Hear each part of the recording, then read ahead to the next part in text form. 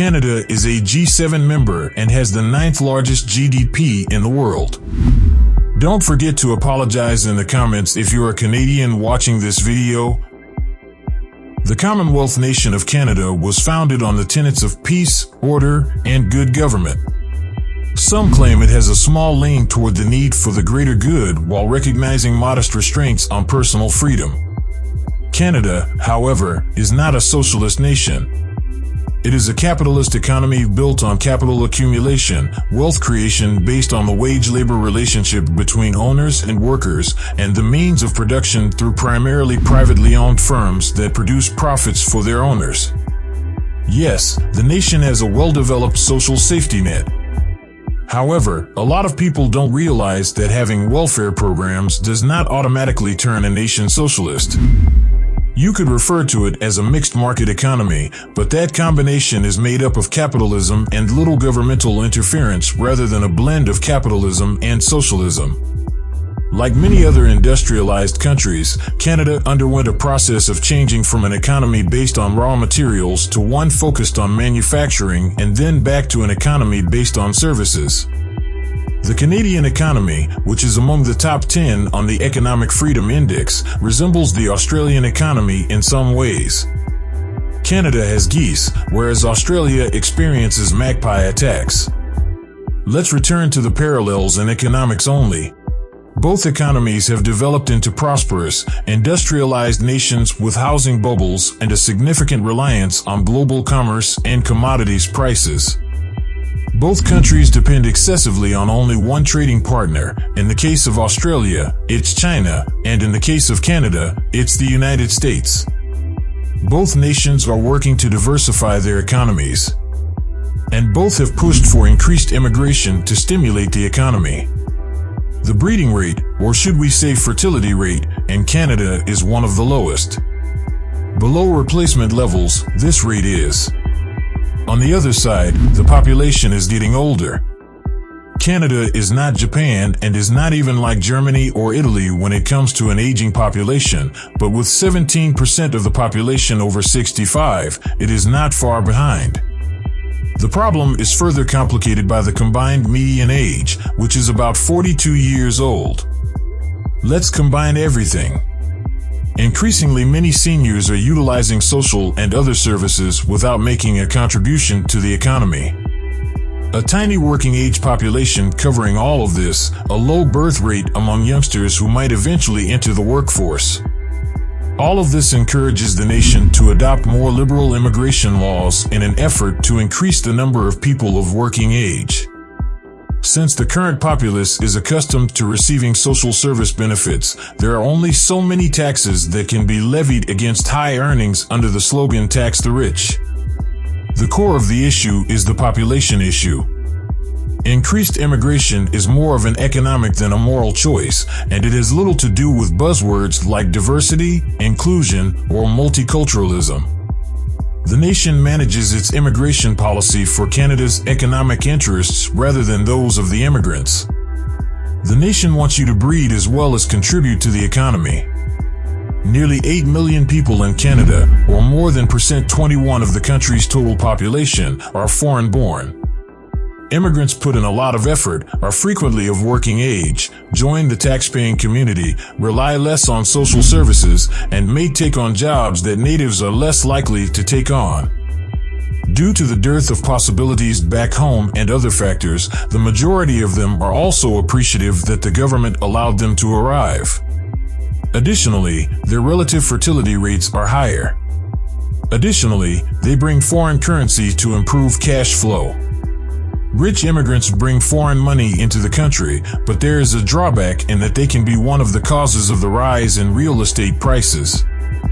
Then there are skilled personnel who, obviously, contribute their expertise. However, since the government does not work with private businesses, it is your loss if you are not hired. Another option is to use temporary foreign workers to fill up the positions for which Canadians are less likely to sign up.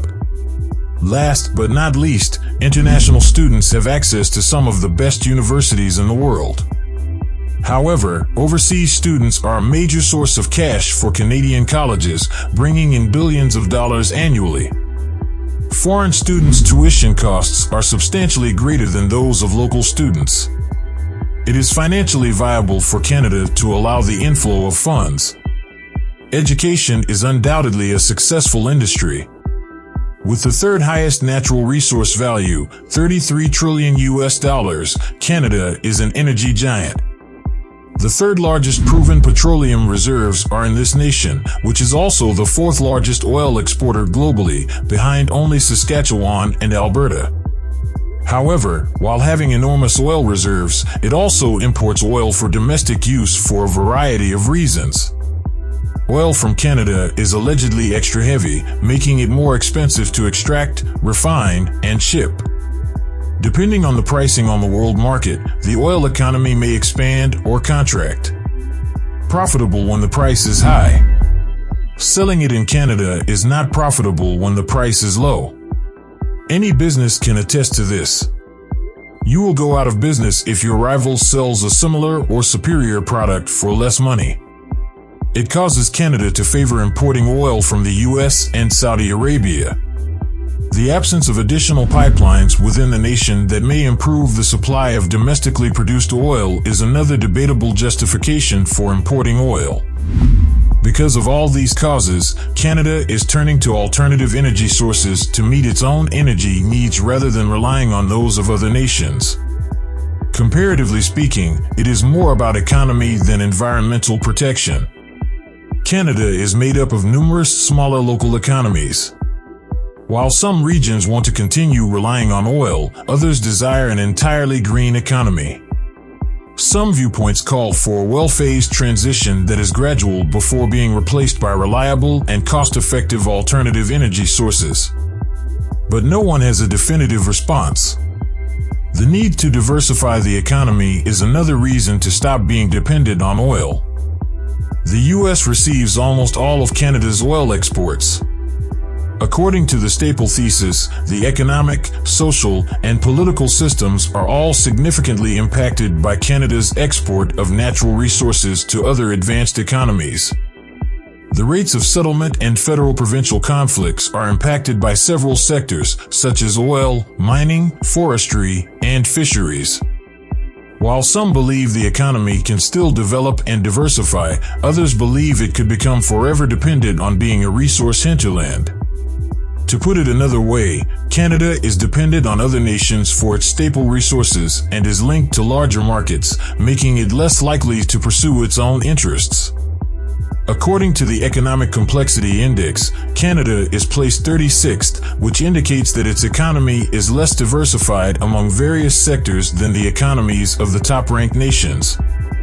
It is still sufficiently diverse, at least somewhat more so than Australia. As a result, it would be incorrect to refer to it as an oil-producing nation because it also has thriving real estate, building, finance, insurance, logging, and automobile industries. The largest exporter of maple syrup in the world is Canada. It produces more than 75% of the world's output. Contrary to popular belief, sugary drinks do not have a significant economic impact. It makes up between 0.02 and 0.03% of the entire GDP. However, it does have an effect on the economies of particular regions, like as Quebec, where the business supports thousands of employment. To keep the faucets open, the area also imports seasonal employees from outside. If the $100 Canadian currency smells like maple syrup, Canadians can comment and say so. The world's longest coastline is in Canada. It is one of the major exporters of fish and fishing-related goods. Its primary seafood export is lobsters. Few people swear they would migrate to Canada if candidate so-and-so were to win in the U.S. elections, despite the fact that Canada is disproportionately dependent on the U.S. for trade and economic growth. With more than 75% of all exports going to its neighbor and largest consumer market, the United States, Canada makes the most of this relationship. According to an old proverb, when the American economy is sick, the Canadian economy sneezes. With the exception of the banking industry, this is generally true. Canada benefits from having a neighbor like the United States, which has the biggest military spending in the world in terms of security. The majority of Canadians live primarily along the U.S. border. When it comes to the minimum wage, Canada is wise. There isn't a single minimum wage in place for the entire nation. Provinces and territories instead establish and enforce their own unique minimum wage rates. The amount of money left over for a household to spend or save after income taxes have been deducted is known as household disposable income, and Canada has one of the highest levels in the world. While disposable income is flaunted as a sparkling statistic, few people discuss discretionary income, which is the amount of money left over after all essential expenses have been met. Because the cost of living and average expenditures are not taken into account, disposable income cannot be used to assess wealth. This is how the majority of modern economies produce working-class people who have the appearance of affluence. However, the majority of nations do a poor job of reporting information on discretionary income. When it comes to cost of living, Canada is neither Switzerland or Norway, but it is still ranked among the top 25 countries. Although it largely depends on where you live in the country, consumer items are expensive. When the percentage of the couple's average income is taken into account, Canada is also one of the nations with the highest childcare costs. When compared to income levels, Canada has one of the highest household debt levels. The housing market is stimulated by these, which are primarily used for mortgages. The ratio of household debt to disposable income in Canada has surpassed 170%. Housing in some cities is clearly in a bubble, with Toronto and Vancouver leading the pack. It is a little unrealistic to try to expand Canada's manufacturing industry. Its inability to compete with nations with low-pay workers is due to high wages. Any aspirations for a significant manufacturing base were dashed by inexpensive imports. This is causing the manufacturing sector to progressively decline or become reliant on government support. Canada's single-payer healthcare system is fantastic. Despite being misrepresented as a free healthcare system, it is actually a publicly funded healthcare system. Almost 12% of the nation's GDP is spent on healthcare. Even while some Americans are quick to criticize Canada's healthcare system, Canada's agriculture sector makes for 1.6% of the national economy. However, it is not a strong point. The nation's tough climate is partially to blame. Compared to domestically produced food products, there is a large supply of imported food accessible at substantially lower prices. However, in order to counter the rivalry brought on by imports at low prices and maintain a certain level of food self-sufficiency, the government does provide protection to specific agricultural industries, such as dairy and poultry. Nevertheless, certain products see greater consumer costs as a result. When it comes to traditional food and cuisine, Canada is not the finest, but poutine is an exception. Another well-liked food is craft dinner. Donut businesses are most prevalent in Canada, per capita. Additionally, they consume the most donuts per person in the entire globe. Tim Hortons is undoubtedly a factor. By area, Canada is the second largest nation on Earth. With the most lakes in the world and attractions like Niagara Falls and the Canadian Rockies, tourism makes up 1% of the country's GDP. It is something that might one day be developed to the fullest extent possible. Canada has 2 official languages as a result of its early colonial past: English and French. The duplication of government services such bilingual signage, forms, marketing, etc. utilizing public funds is a byproduct of bilingualism across Canada. According to a 2012 study, bilingualism costs around $2.4 billion. Unlike in the US, where students need decades to pay off their student loans, higher education in the country is not a lifetime mortgage. There are many educated people in Canada. On the Index of Tertiary Education Attainment, the nation has one of the top rankings. Even so, there aren't many white-collar employment available. Canada requires more businesses similar to Shopify. But it suffers from a talent drain issue because a large number of highly qualified graduates from colleges can move abroad to the South to take advantage of greater wages, a larger consumer base, and a warmer environment.